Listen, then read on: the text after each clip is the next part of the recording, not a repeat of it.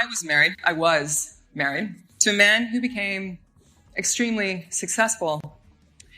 And as I watched him rise, I noticed two things.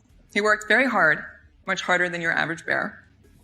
And he said no a lot. He said no to people who wanted his time and attention and energy.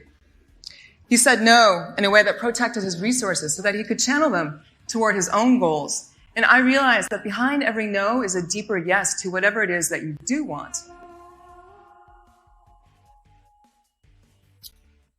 I am here because of a question that someone asked me in the summer of 2014. And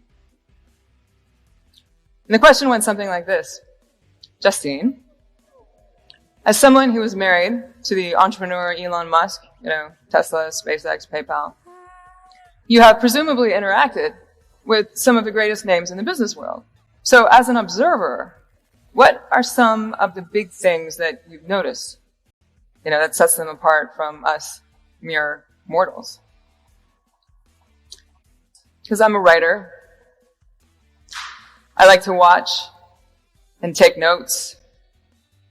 But this question lived inside of me for several months. And I was surprised at what I wanted to say and what I'm going to say to you here right now. I am impressed and deeply moved by just how dysfunctional and messed up we all manage to be as human beings.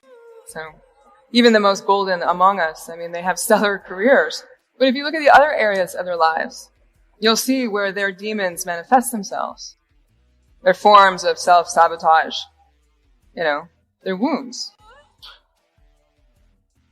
But what they do, better than us mere mortals, is that they tell better stories about who they are, not just to us, although part of genius is your ability to communicate it and make it relevant to others, but to themselves, about who they are, where they come from, where they're going.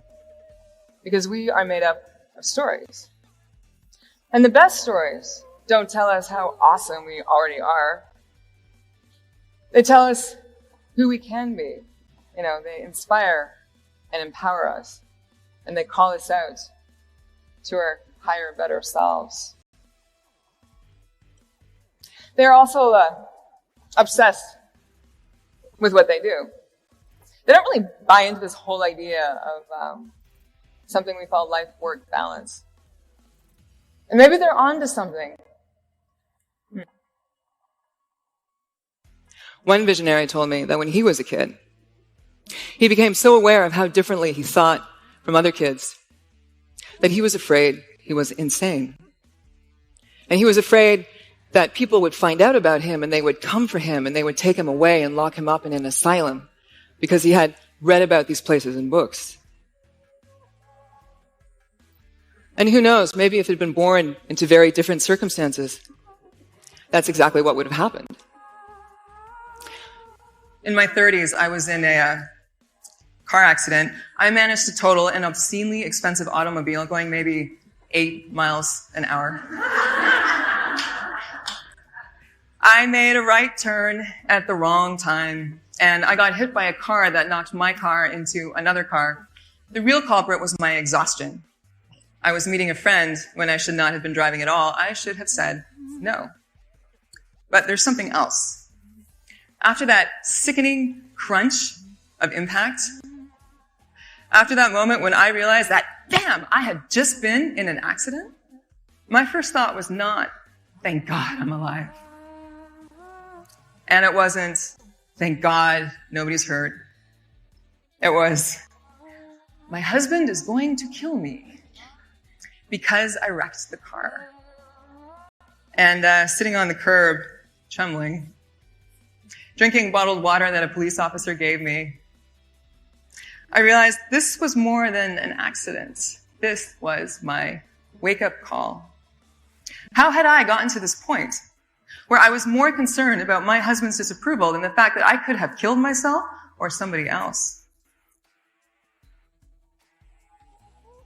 But maybe it's time to question the question, which forces both men and women to choose, often, between friends, family, love, and a really kick-ass career that engages you, demands your best work, stimulates you.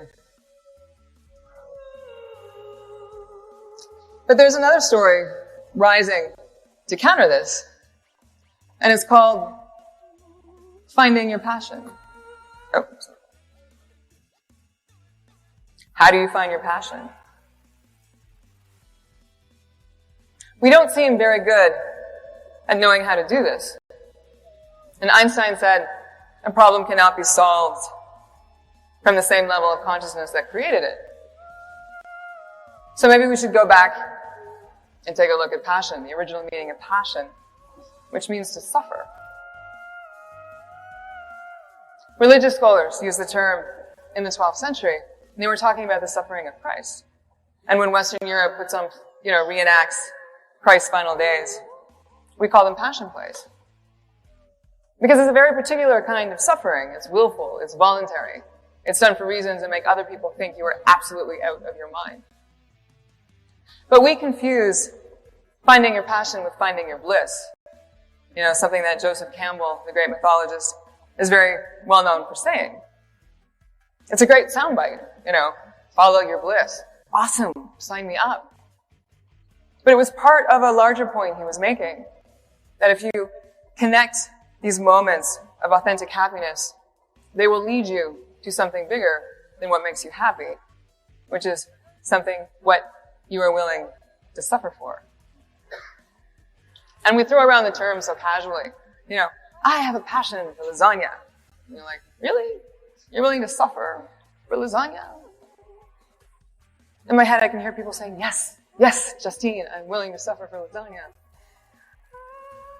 There is a vitality, a life force, an energy, a quickening that translates through you into action.